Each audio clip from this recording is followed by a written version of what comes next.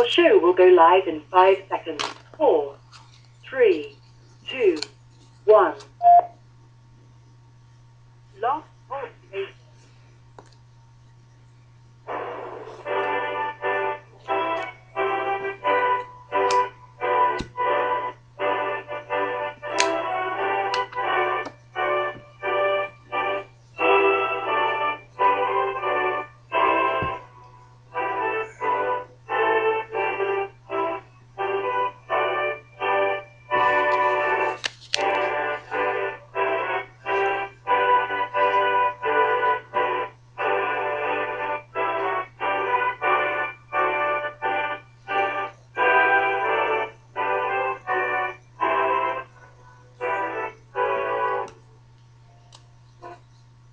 Boa noite, meus amigos. Estamos aqui de volta. Como sempre, começamos invocando a Santíssima Virgem Maria, o Santo Padre Pio de Pietrelcina, para que roguem a Deus que nenhuma injustiça se cometa nesse programa. Eu queria lembrar a vocês que amanhã, dia 22, às 20 horas, horário do Brasil, haverá o lançamento do livro O Enigma Quântico, do professor Wolfgang Schmidt, que está sendo lançado pela Vide Editorial em prefácio, com tradução de Rafael de Paula e prefácio meu. E amanhã eu farei uma breve conferência, eu e o Rafael faremos breves conferências de apresentação do livro na hora do lançamento, e será retransmitido pelo site do Seminário de Filosofia, e através do meu site também, oladodecarvalho.org. E aqueles que quiserem retransmitir a conferência pelos seus blogs, que escrevam para contato@seminariodefilosofia.org. Mais informações aqui também no www.videeditorial.com.br. Então, começamos com uma notícia triste. Hoje pela manhã faleceu o Dr. Bernard Nathanson. O Dr. Bernard Nathanson foi dono de uma das maiores clínicas de aborto dos Estados Unidos. Chegou a fazer 70 mil abortos e depois percebeu o imenso crime que estava cometendo e se arrependeu, converteu-se à Igreja Católica e passou o resto da sua vida tentando esclarecer as pessoas quanto à crueldade inaceitável do aborto. Foi ele que fez aquele filme O Grito Silencioso, onde se mostrava o que o feto passava durante o aborto e o imenso sofrimento da criança. O Dr. Nathanson, quando se apresentava nas conferências, ele se apresentava com a seguinte frase: eu sou um assassino em massa. Ele se arrependeu dos seus delitos, se converteu ao catolicismo romano e empenhou o resto da sua vida na luta pelo que é certo e pelo que é justo. Então, que Deus o tenha.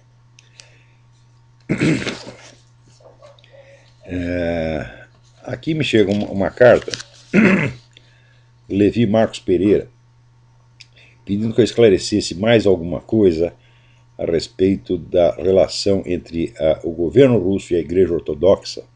Ele li outro dia um artigo no Mídia Sem Máscara que explica o modus operandi da KGB no que toca às relações com a Igreja, especialmente no que se refere às aquisições de propriedade por parte dos hierarcas ortodoxos mundo afora, de modo a ampliar a abrangência da influência do poder russo. Ele diz: os chefes da Igreja Ortodoxa estão comprometidos somente com o poder ou falam em nome de Cristo?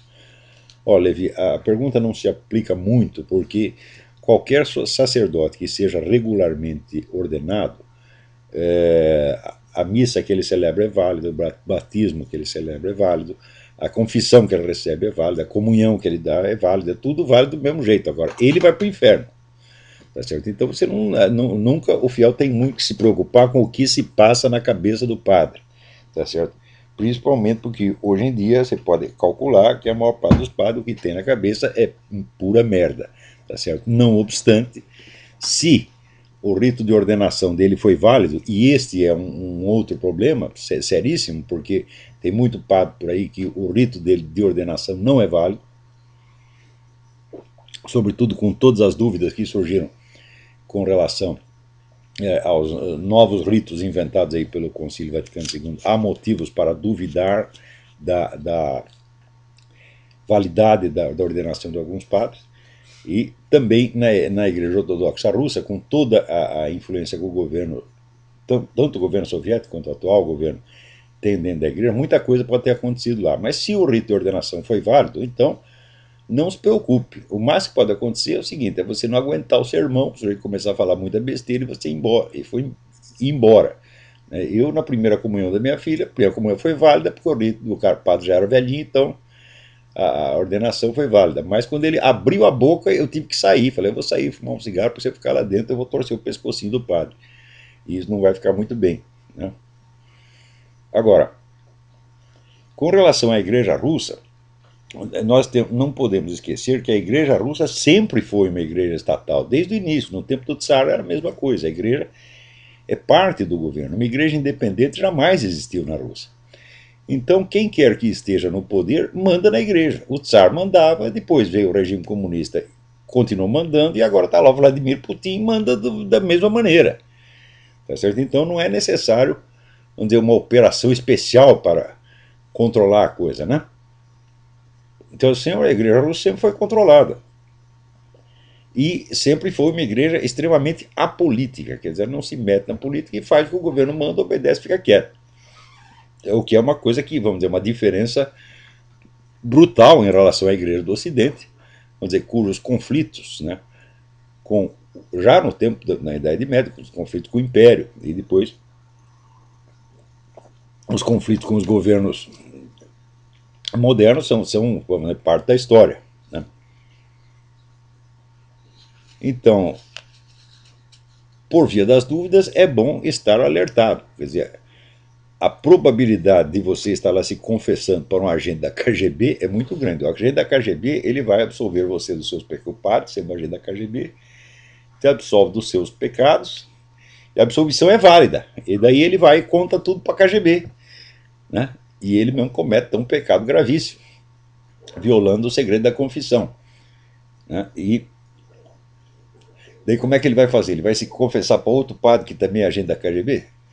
Né? Quer dizer, é uma situação realmente deprimente. As pessoas que acham que saíram correndo, vamos dizer, da igreja romana para buscar abrigo na igreja ortodoxa, então, fizeram uma grande bobagem, né? Deveriam ter estudado melhor a situação da igreja ortodoxa antes de fazer uma coisa dessa. Inclusive porque na igreja católica romana você ainda tem, mesmo que a hierarquia inteira esteja corrompida ou vendida para o inimigo, você tem condições de lutar dentro. Agora na igreja ortodoxa russa não tem, porque a igreja sempre foi subserviente ao Estado, não tem a tradição de luta e de conflito como tem a igreja católica romana. Tem alguém na linha aí? Alô, quem é? Alô, olá. Sim. É o Gabriel de Brasília. Gabriel, tudo bem? Tudo bem? Tudo perfeito. Sobre um recado que o Caio Rossi mandou. Eu tenho um canal no YouTube que eu posto os vídeos do CrossFit.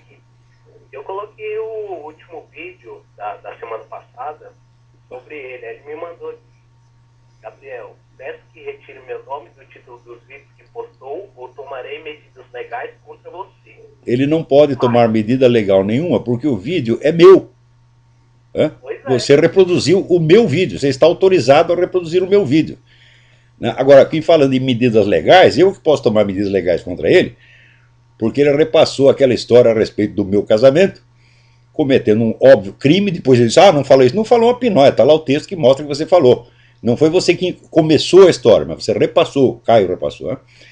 Então, a minha sugestão é assim, Caio Rossi, vai chupar uma piroca e não enche o saco. Tá certo? Você se dê por grato da gente apenas ter falado a coisa em vez de tomar alguma medida contra você. Tá certo? Você andou muito tempo nessa academia de halterofilismo e à medida que o músculo ia crescendo, o cérebro ia atrofiando. Né?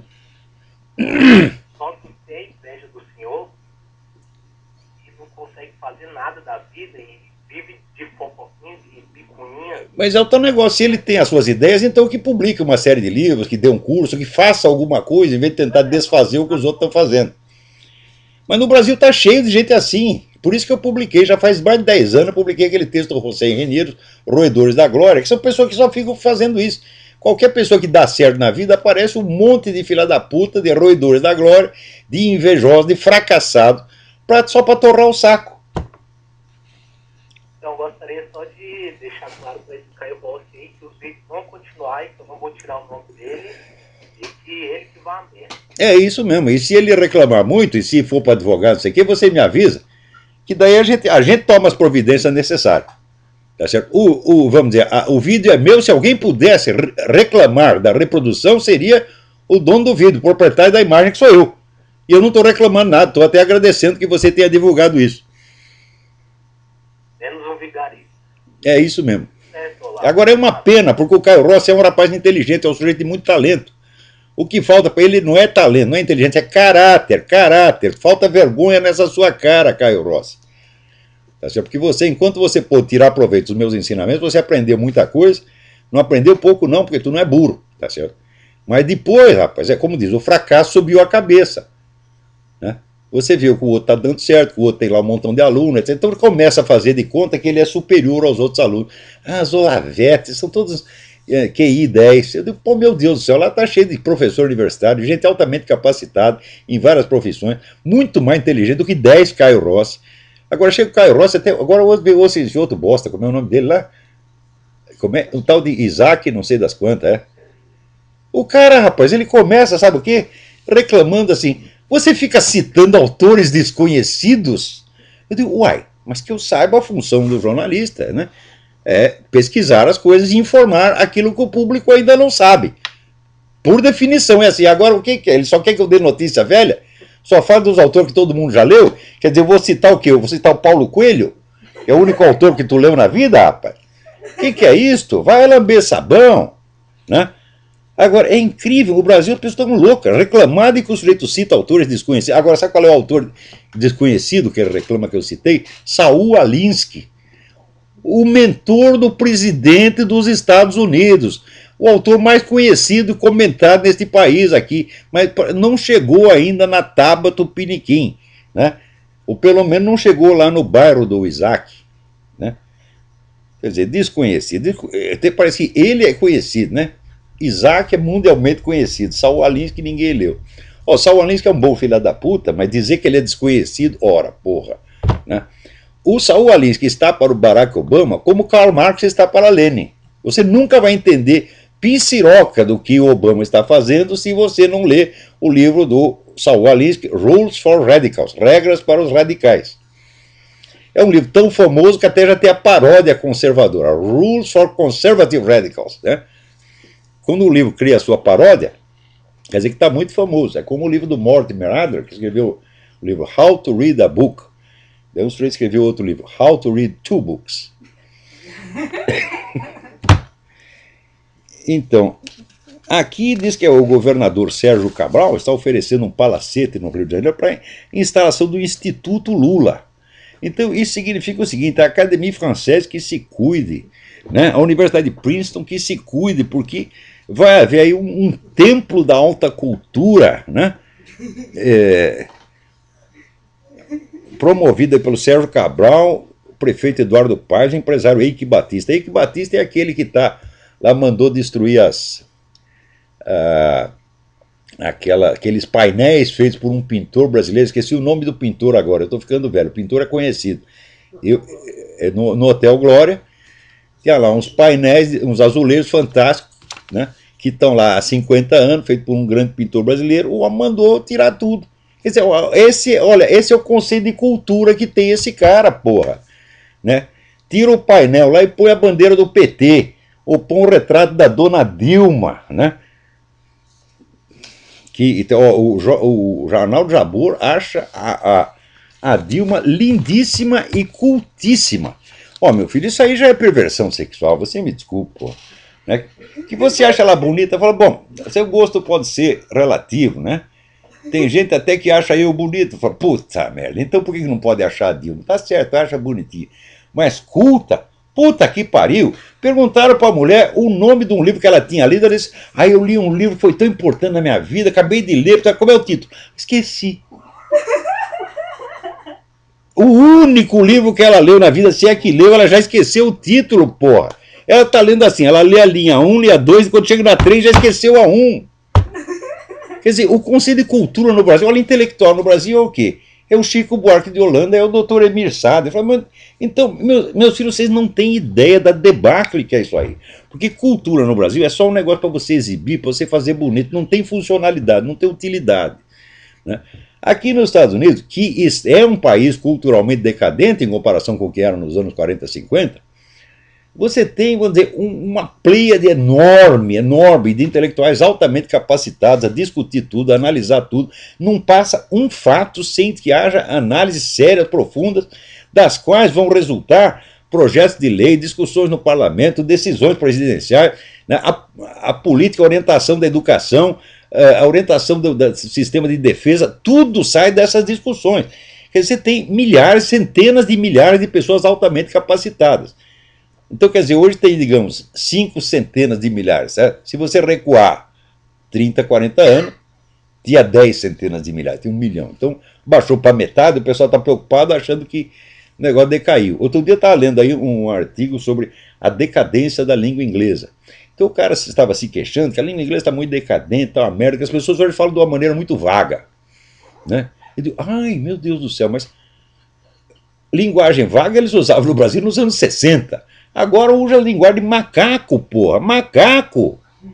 São pessoas que não conseguem completar uma frase, meu Deus do céu. É verdade que na linguagem oral se admite certas interrupções, hiatos, hesitações, vai-vens, etc.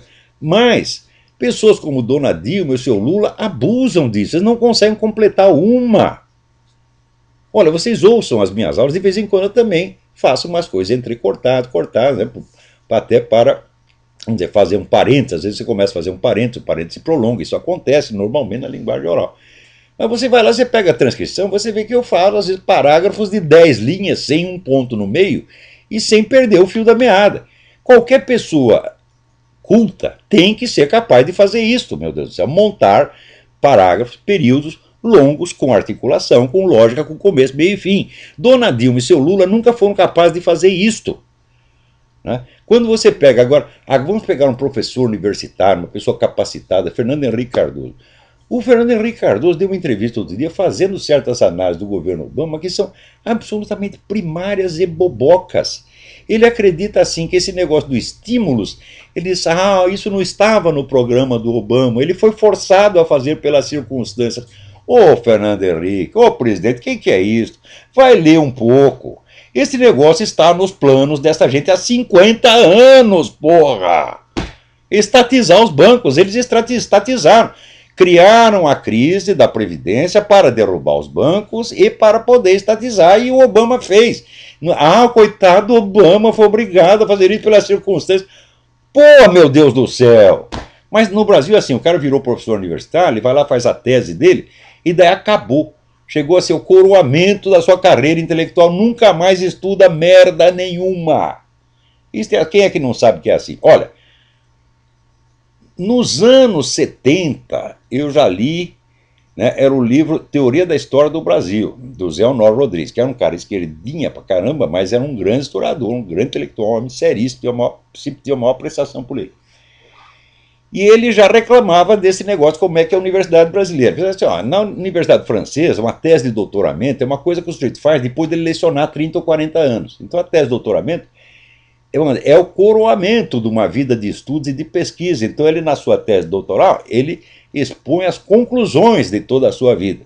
Agora no Brasil não, chega lá um garoto de 21 anos, faz uma tese de doutoramento, ponto, agora eu sou doutor, acabou, não preciso fazer mais porra nenhuma. Você está praticamente aposentado. Daí você chega na aula e diz aqui, olha, vamos fazer um seminário. Você, né, faz um trabalho sobre não sei o quê, você faz uma apresentação sobre não sei o quê, e o professor fica lá coçando o saco lendo jornal. Se não, tocando punheta escondido atrás da mesa. Que hoje, vamos dizer, é a atividade pedagógica principal neste país. Se você tem filhos, por idade escolar, né, 7, 8 anos, você sabe que elas vão para a escola só para aprender putaria. Tem lição número 1, dar o cu. Né? Lição número 2, comer o do vizinho. É isso que estão ensinando, porra! E vocês sabem que eu não estou falando dessas coisas por moralismo. Eu sou um cara assim...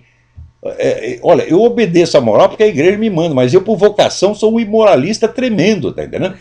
Né? Eu não me escandalizo com coisa nenhuma.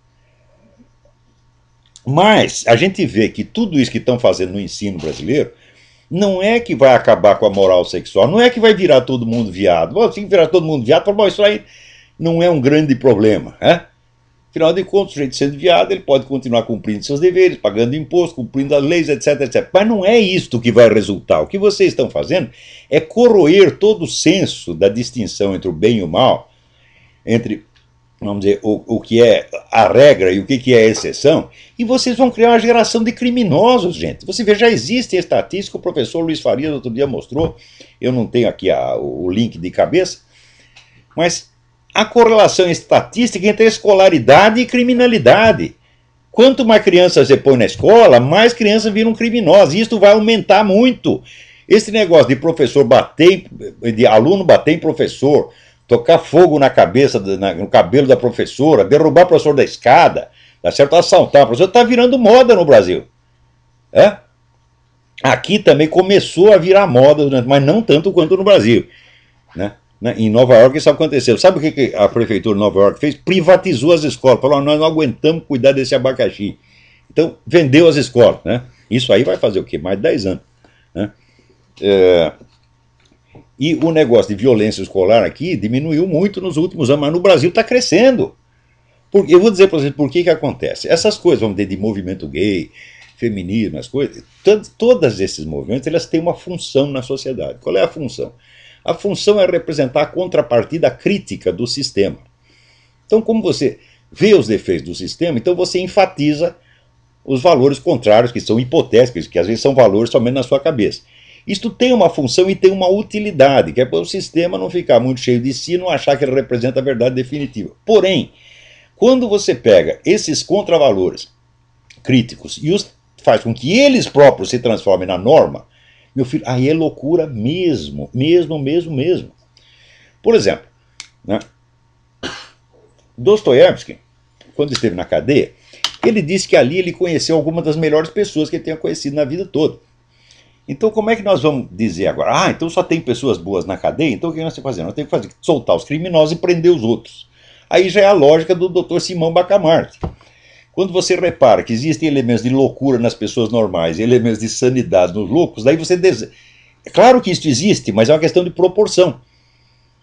Agora, quando você toma isso literalmente a sério e transforma isso na norma, então, o normal é ser louco, tem que ser louco. Tá certo? Meu filho, aí a devastação que você faz não tem mais volta. E o que estão fazendo na educação brasileira é isso. Aqui nos Estados Unidos, essas críticas, essas ideias, elas circulam pela sociedade e às vezes são adotadas, vamos dizer, por áreas minoritárias da sociedade, a título de experiência, mas nunca são adotadas em massa. Por exemplo, você pode ver aqui as escolas forçando as pessoas para que elas, por exemplo, não maltratem pessoas gays ou pessoas desviantes de qualquer maneira, mas nunca vão fazer com que essas pessoas, com que esses grupos desviantes tenham o poder de controlar os outros. Eles nunca vão fazer isso. O americano diz, é louco, mas não rasga dinheiro. Agora no Brasil rasga dinheiro sim, porra. O que estão fazendo aí no Brasil, por exemplo, esse negócio de gay invadir a igreja e ficar lá dentro, um amassando o outro, passando a mão na piroca do outro dentro da igreja, para provocar o padre, aí o padre vai reclamar, daí eles dizem, é crime de homofobia. Agora acontece o seguinte, acontece que antes do crime de homofobia, existe muito antes o crime de ultraje a culto, eu não lembro que artigo que é do Código Penal. Você interromper um culto religioso, tá certo? Perturbar ou interromper um culto religioso, ou você escarnecer de alguém por motivo de crença ou de função religiosa, é crime no Brasil. Agora, esses padrecos também não sabem que existe a lei. Então, o gay, o traveco, vai lá dentro, pratica o crime de ultraje a culto, mas o padre não sabe. Agora, o gay sabe que existe o negócio da homofobia. Então, em vez do padre processar o gay, é o gay que processa o padre, porra! É a mesma coisa que o sujeito entra na sua casa para te assaltar, e você, como é fortão, você é o Caio Rossi, né? Você esteve lá na academia da Alterofilipe, então você é fortão, você desarma o cara e dá-lhe uns tabefes. Ele sai e te processa. Não teve um cara aqui nos Estados Unidos, aqui aconteceu isso aí. O sujeito foi assaltar um supermercado e foi preso, né? Daí ele processou o supermercado, porque ele disse que o estresse que ele ficou durante o assalto o prejudicou muito. Na França não teve um sujeito, né, aleijado, deficiente físico, que processou o pai e a mãe porque não o abortaram? Sempre tem louco para tudo, mas aqui e na França os caras são exceções, e no Brasil estão fazendo dessas coisas a regra. Porque o Brasil não tem intelectuais mais, só tem pseudo-intelectual, só tem farsante, só tem vigarista. E vigarista pega, ele ouve falar que tem uma moda assim na França ou nos Estados Unidos, que nos países de origem aceita apenas, vamos dizer, a título de, vamos dizer, anormalidade consentida, né? Mas no Brasil eles aceitam como se fosse um mandamento divino. Quer dizer, nos países onde essa ideia se originaram, elas têm uma influência muito limitada, mas no Brasil tem uma influência total e devastadora. Outro estava me contando que agora o grande filósofo da educação no Brasil é o Paulo Giraldelli, meu Deus do céu! Sabe o que é o Paulo Giraldelli? É aquele sujeito que tinha lá o vídeo dele com a mulher pelada e uma bunda de homem na frente toda peluda, né? E daí eu perguntei se a bunda era do Paulo Giraldelli, ele falou, não, não é! Isso é uma calúnia, essa bunda jamais foi minha. Eu digo, mas então o que está esse cara pelado fazendo com a sua mulher lá? Entendeu? Então, ou tu é mentiroso, ou tu é corno, não tem meio termo, tá certo? Quer dizer, este cara vai ensinar educação para os outros, um cara que não sabe escrever, um homem inculto, burro, inepto, vigarista intelectual mesmo, né?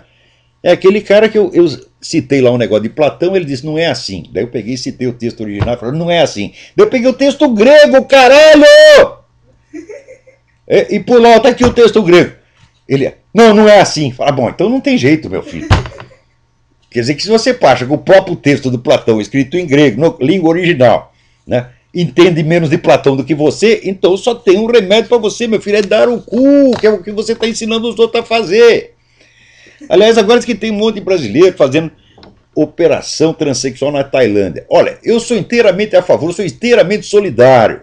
Né? Eu acho que vocês, tudo que estão aí nesse negócio de movimento gay, essa coisa toda, vocês têm de parar de viadagem. Tá? Seja homem, vai logo e corta o peru, porra. Tá entendendo? Então, esses travecos estão dando um exemplo de macheza para todos vocês. Né? Então, chega os entretanto, vai logo pro finalmente, já corta logo, tá entendendo? Agora, essa história do cara, vamos dizer, ele se veste todo de mulher, mas fica com um baita piruzão embaixo, fala, pô, isso aí é fraude, isso aí é estelionato, meu filho. Né? Então, eu sou inteiramente a favor, cortem-se os perus em massa. Né?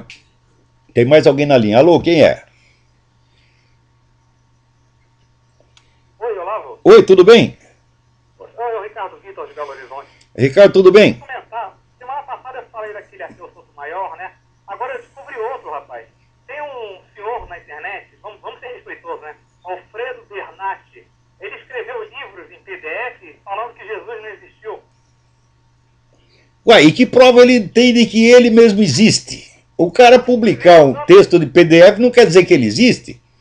Né? Quer dizer que se todos os depoimentos... Quando ele citando os pratos na internet, nem os ateus concordam com ele, ele falou que vai dar porrada em todo mundo que discorda dele. Ah, ele pode vir dar porrada aqui. Olha, ô, seu não sei que Bernatti, eu dou uma passagem para você vir para os Estados Unidos bater em mim. Vem aqui, vem para tu ver o que te acontece. Ele tem um argumento... Se você é velhinho, eu também sou. Né? Ele falou assim, se Deus existisse, não teria bicho na minha goiaba não ia ficar podre. Ah, é? De onde que ele tirou a premissa disso aí? De que se Deus existe, as goiabas são eternas. Não, as goiabas não são eternas. Os goiabas são eternos. Os goiabas, como ele, não sei se esse termo ainda existe no Brasil, né, nos anos 60, quando o sujeito era muito idiota, ele chamava de goiaba. Ele, então, é o termo do tempo dele. Né? As goiabas apodrecem, mas os goiabas são eternos, não morrem jamais. No seu e-mail, com os livros dele, ele põe na internet, ele fica gritando, babando a edição dos braços, falando que Deus não existe. Ele falou assim, não, meus livros são de graça, eu não vendo meus livros. Aí, é claro que não vende, quem é que ia comprar, porra? Ele falou que é porque nenhuma editora quer comprar os livros dele, direito, né? Aí ele falou, mas são meus best-sellers. Aí o pessoal falou, pô, cara, best-seller é o livro que está vendido. Como é que você é best-seller se você não vende o livro, pô? Pois é, o cara não sabe nem o que é um best-seller. Ele não sabe falar inglês. É uma besta-seller. Mas tem idiota pra tudo nesse mundo, hein? Alfredo Bernatti, você já é um senhor de idade, eu também sou. Se você quer bater em mim, você venha.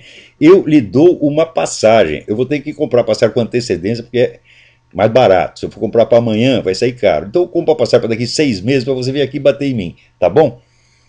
Ah, por favor, Olavo, manda um abraço. Tá, manda um abraço de Tamanduá. Por que você não vai ensinar lá no Instituto Lula, ô Bernatti? Porra! Agora aqui aconteceu uma coisa maravilhosa, maravilhosa. O pessoal fez uma campanha mostrando todos os crimes da Planned Parenthood. Planned Parenthood foi aquela organização abortista e a maior rede de clínica de aborto dos Estados Unidos, fundada pela Margaret Sanger, uma filha da puta racista que queria acabar com os pretos, instalando um monte de clínica de aborto nos bairros pretos. Veja você, né? Então, os moleques pretos não iam nem nascer. Então a geração seguinte já ia estar tudo branquinho que nem ela. Daí, essa porra desse Smithsonian Museum, do qual eu fui sócio, não sou mais, eles mandaram um negócio aqui, queremos você de volta. De volta ao caralho, não vou lá mais não. Não entro nesses puteiros. Minha mãe disse para não frequentar certos lugares. Né? Então, fizeram uma exposição celebrando o centenário da filha da puta e omitiram este pedaço da história. Quer dizer, vocês estão enganando a população. O que é o Smithsonian? É um bando de vigarista. Digo na sua cara, isso é vigarice. Me processa se quiser. Vai tomar no olho do seu cu. Quem faz isso está enganando a população. E se é para contar a história do sujeito, você tem que contar a história verdadeira. Eu não estou falando nada da vida particular dela, não estou falando da Margaret Sanger, deu para o vizinho, deu para o leiteiro. Não estou falando disso, estou falando de atitudes públicas que a mulher tomou e que vocês estão escondendo. Né?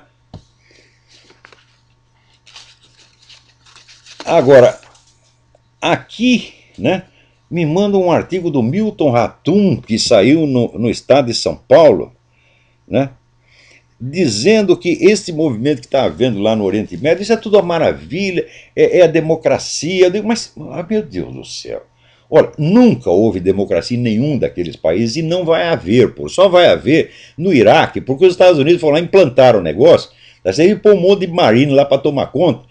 E daí os caras vão votar direitinho e dão o cargo para o sujeito eleito e obedece à lei enquanto estão os americanos lá. Os americanos virar as costas, aquilo vira um cu no dia seguinte. E quem é que não sabe? Vou dizer por quê. Porque isso faz parte da tradição islâmica. Se você estuda, eu estudei esse negócio, vocês não estudaram, então fica quieto, cala a boca, burro. Hã? Qual é o conceito de legitimidade no mundo islâmico? O governante legítimo é o governante que está no poder. Qualquer um que chega ao poder é considerado legítimo até prova em contrário. Por quê? Porque se ele está no poder, foi Deus que deu. Então, ele é legítimo até a hora que alguém o tira de lá. Então, daí ele deixou de ser legítimo. Então, este conceito está lá faz 1.600, 1.400 anos, pô.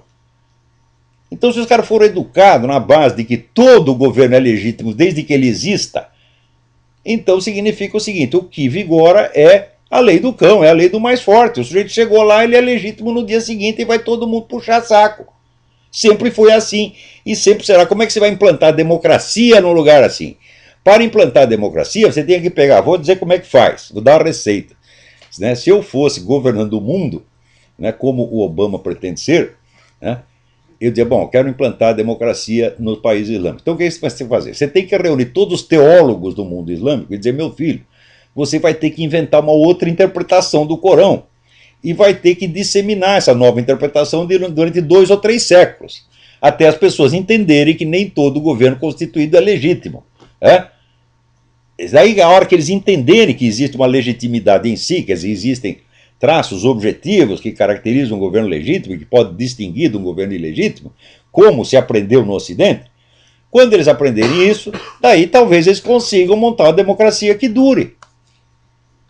Até lá não, porque tem um fator religioso que está contra. Agora, esses teólogos islâmicos, meu Deus do céu, o que eles fazem é uma coisa assim,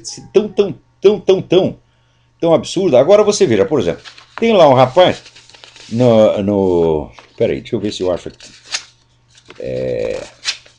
Perdi. Eita, é tanto papel. Aqui, no Afeganistão. Um sujeito muçulmano se converteu ao cristianismo 8 anos atrás, está na cadeia aguardando execução, porque a sentença para o convertido é a morte, e segundo o ministro da Justiça não há exceção. Ora, nós temos que fazer uma campanha mundial para convencer os teólogos islâmicos em massa de que isto não é a única interpretação possível, de que há exceções, de que tem que atenuar este negócio. Enquanto não adianta você fazer pressão sobre o governo, você tem que entender isso, porra. Né? Vamos dizer, nos países islâmicos, a lei é o próprio Corão. Ora, o Corão é um livro de 200 páginas e nem tudo está explicado lá. Então depende do quê? Do como os teólogos vão explicar. Um explica de um jeito, outro explica do outro. O que vigora? O que vigora é a opinião do que eles chamam Umma. Umma é a comunidade dos sábios, que eles acham que são sábios. Né? Então o que os sábios dizem é isso que vira lei, não é o Corão diretamente. E se o sábio falar um monte de besteira, vai vigorar um monte de besteira, porra. Então, como não existe distinção entre a lei religiosa e a lei civil, então tudo depende da interpretação que se faça da lei religiosa. Não depende do governo, porra. Hã? Se tem que fazer pressão, tem que fazer pressão sobre a Umma, sobre a comunidade dos teólogos, e dizer, olha, porra, vocês mudam este negócio, isso aí está errado, vocês estão entendendo a coisa errada, vocês radicalizaram o negócio demais, tem que mudar, tem que discutir. A discussão não é proibida no mundo islâmico, a discussão teológica não é proibida. Né? Em alguns países dizem, não, acabou, aqui não se discute mais, já está tudo interpretado e cala a boca burro. Mas em outros não é. Então a pressão tem que ser feita em cima dos líderes religiosos, em cima dos teólogos e não em cima do governo. O governo não vai poder contrariar a opinião da Umma, porque se ele fizer isso, ele cai em 24 horas. Você vê que lá, por exemplo, você tem o conflito político, mas os dois lados, né, chamam o Corão para se legitimar. Os dois lados, sempre. Ninguém vai dizer, eu estou aqui contra o Corão, sou anti-islâmico. Fala isso, os caras te matam na mesma hora. Né? Então, esta lei, vamos dizer, ela não foi inventada por um governo. Isso aqui é uma tradição islâmica. Essa tradição pode ser mudada desde que haja uma séria discussão entre os teólogos. Mas isso leva séculos, gente. Espera aí, tem mais alguém na linha aí?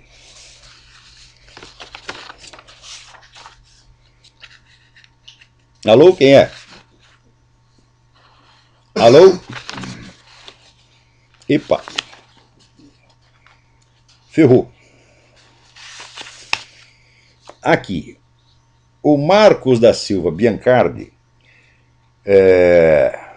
me escreve blá, blá, blá, no assunto da presença do Obama como partícipe de um concerto de apoiadores da nova ordem mundial com a tarefa de fragilizar a economia americana, eu pediria, se possível, que você me enviasse informações sobre duas questões. Qual o significado do Iraque e das ações americanas naquele país, dada a finalidade da ordem muçulmana que Obama incentiva? Bom, a intervenção no Iraque foi antes do Obama, né? Quer dizer, eu já expliquei várias vezes que o motivo da intervenção no Iraque foi exclusivamente militar, que o petróleo não teve merda nenhuma que ver com isso, que as empresas de petróleo foram contra a intervenção e que depois não ganharam um puto de um tostão no Iraque até hoje. Tá certo? Ao passo que o Iraque foi todo reconstruído, hoje você tem de novo hospitais, escolas, tá, no Iraque se vende hoje mais automóvel do que nunca, o padrão de vida está subindo, quer dizer, eles reconstruíram o país.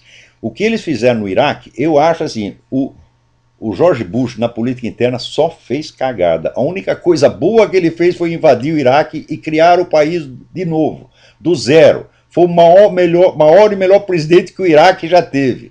Tá certo? Agora, o presidente americano ele não foi nem um único dia.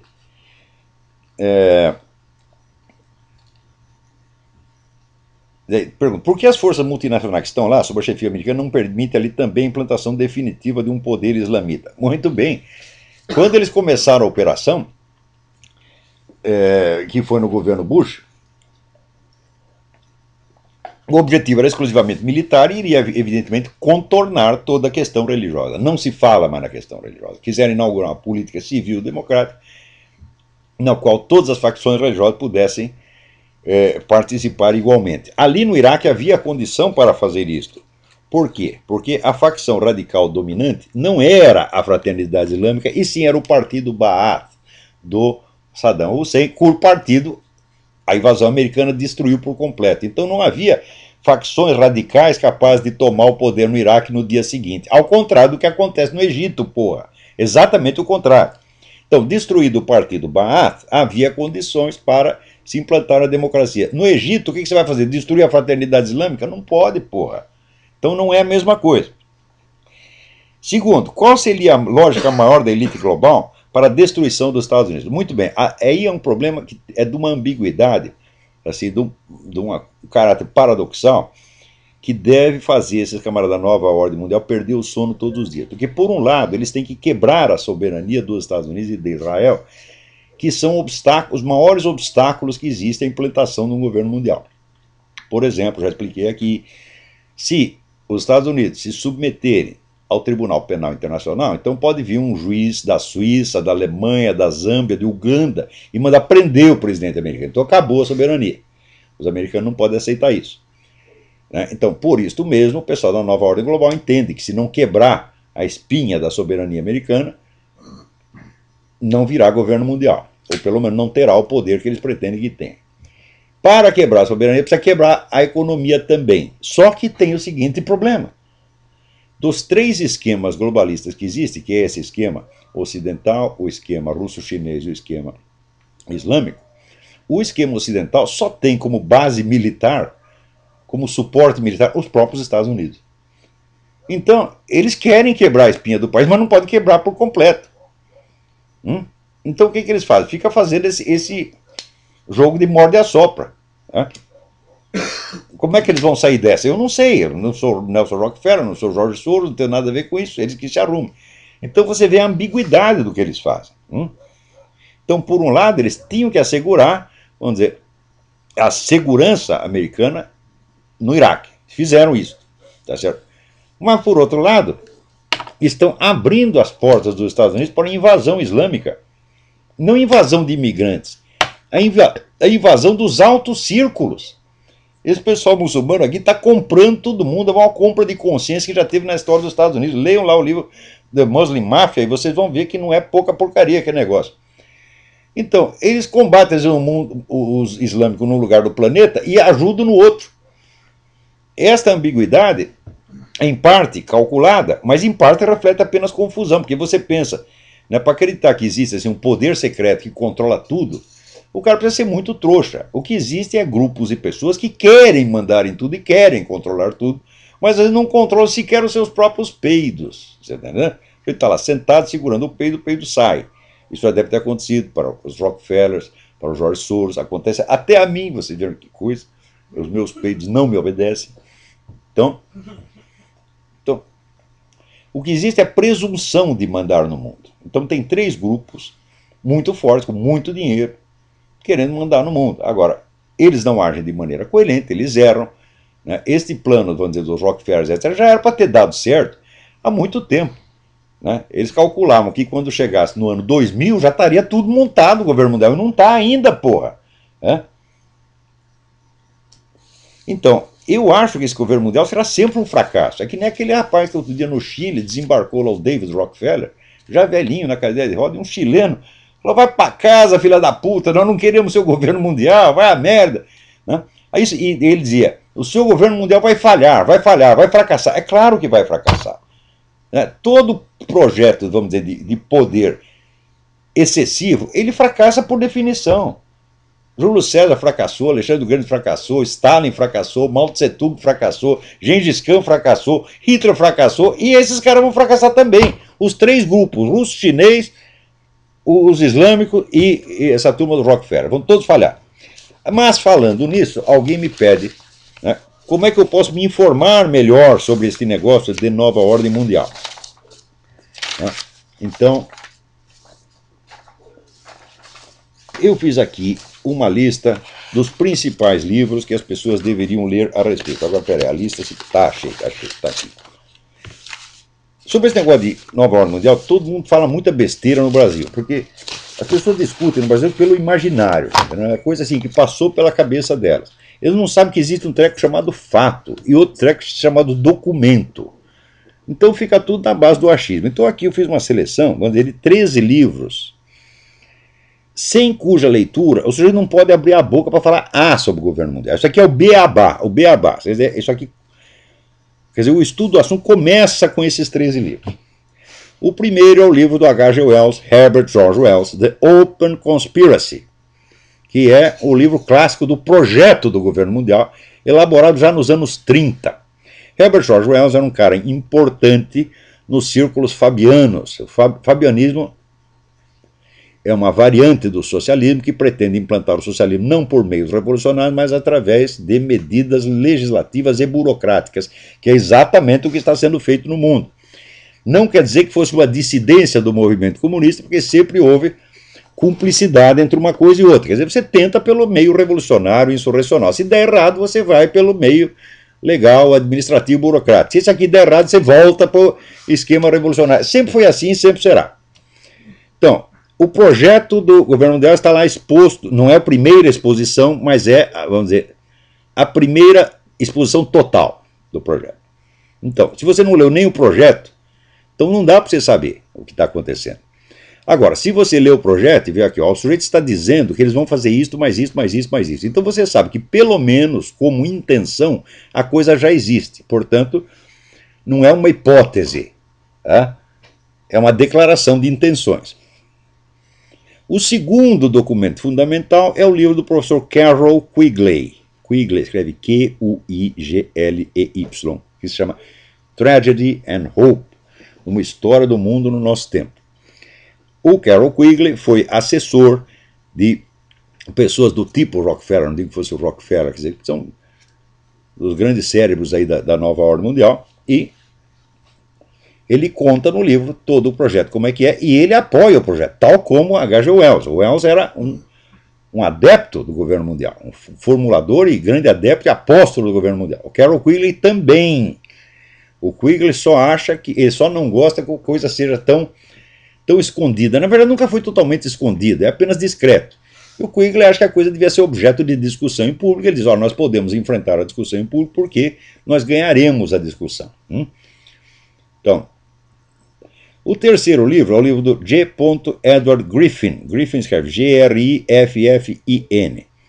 O livro se chama The Fearful Master, o Senhor Temível.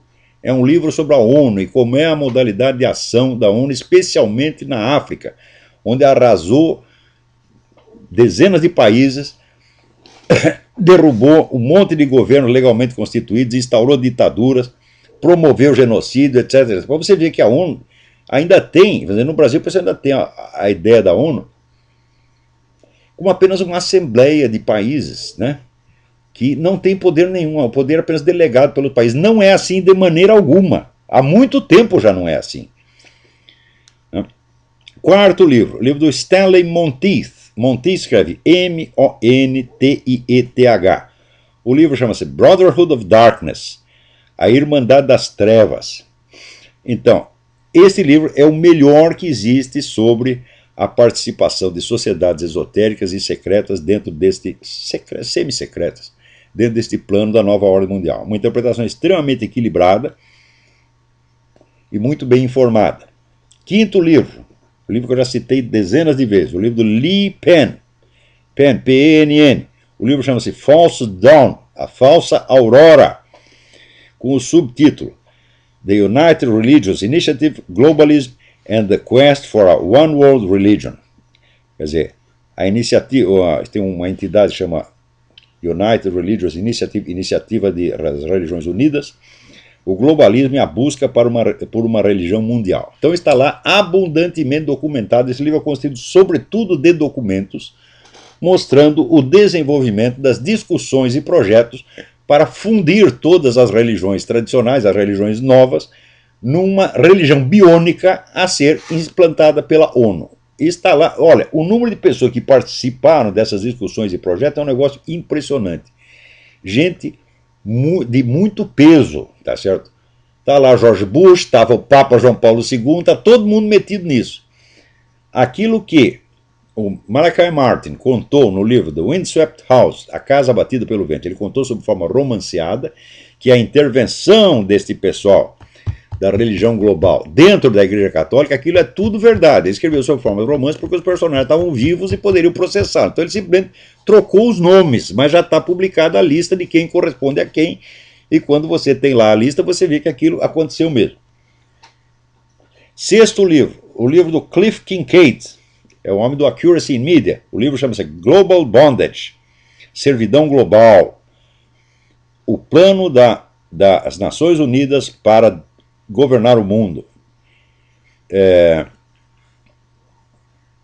Esse livro é mais centrado nas iniciativas mais recentes das Nações Unidas e complementa maravilhosamente o livro do Edward Griffin, The Fearful Master. Sétimo livro, outro livro do Cliff Kincaid, Global Taxes for World Government, Impostos Mundiais para o Governo Global. Ele mostra como está sendo construída a base econômica para o governo mundial. Isso não é hipótese, isso já está acontecendo, está abundantemente noticiado. As pessoas, como é simplesmente um projeto muito grande, é uma coisa que é discutida e coordenada e criticada por intelectuais de primeiro plano, por gente muito estudiosa. O cidadão comum está totalmente desaparelhado para isso, e significa o seguinte, que se o cidadão comum americano está desaparelhado, muito mais estão os intelectuais e formadores de opinião no Brasil. Digo para vocês, na universidade brasileira e em toda a mídia não tem uma pessoa capacitada para discutir esse assunto, porque não leram nada. Se começar a ler, vão pegar essa listinha e começar, e daqui 3 meses vão estar aí pontificando sobre o assunto como se eu tivesse estudado durante 20 anos. Até parece que eu não conheço essa gente, né? Qualquer autor que eu cito, no dia seguinte tem 10 especialistas no assunto falando, né? Quer dizer, um me critica porque eu cito autores desconhecidos e o outro finge que conhecia. Porra, como é que dá para discutir com um macaco, gente? Não dá. Oitavo livro, o livro do E. Michael Jones, Libido Dominandi. É um termo latino de Santo Agostinho. Quer dizer, o desejo de domínio, né? A volúpia de poder, né? Com o subtítulo Sexual Liberation and Political Control.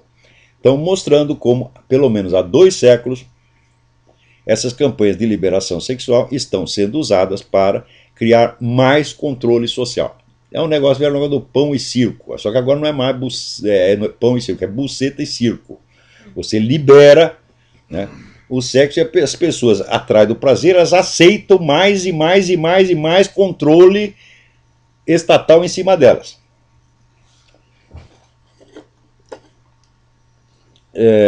Nono livro, o livro do padre Paul Kramer, The Devil's Final Battle. É o livro que mostra a formação do poder mundial desde o ponto de vista da profecia de Fátima, que foi o acontecimento espiritual central do século XX.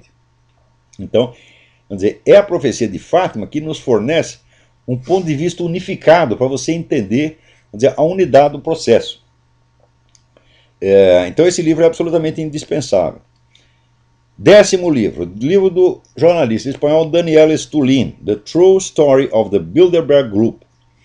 Quer dizer, o Bilderberg é um círculo, um clube de bilionários e pessoas altamente influentes que se reúne pelo menos uma vez por ano para fazer uma análise do estado do mundo e implementar os projetos de governo mundial. Até o Papa João Paulo II participou de reuniões do Bilderberg. E o Daniel Stulin, ele acompanhou essas reuniões durante 20 anos e fez pela primeira vez um apanhado unificado do que é o Bilderberg e qual é a sua verdadeira atuação no mundo.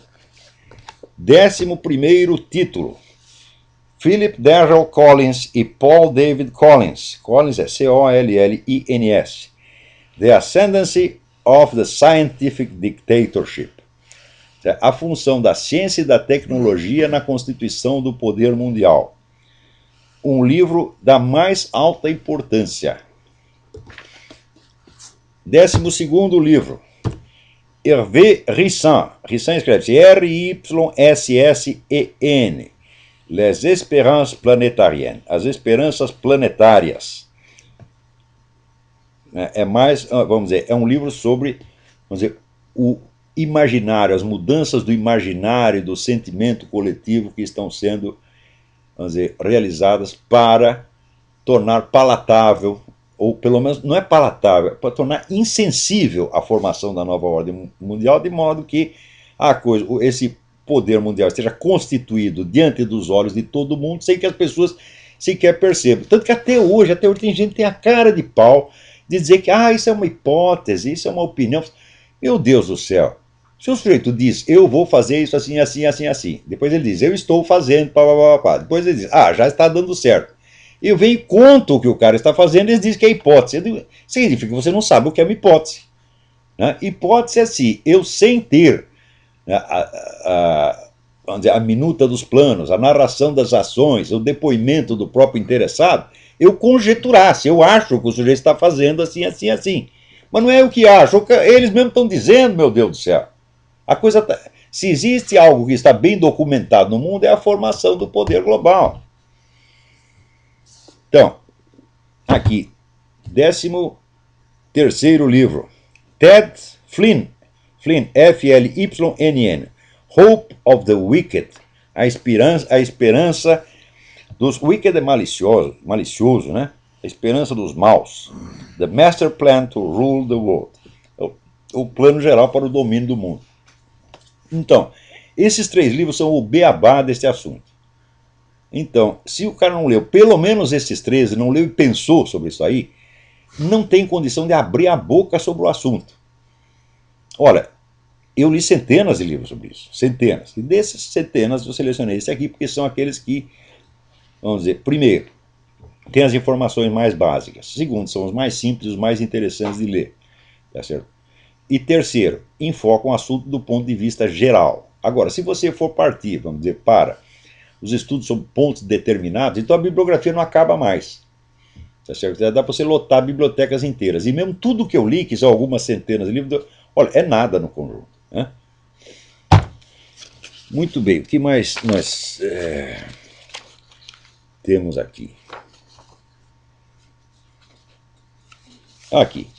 Polêmica pelo desalojamento de gays que invadiram o átrio da Catedral de Lima, Peru, num beijaço massivo. Quer dizer, como polêmica? O que é isso?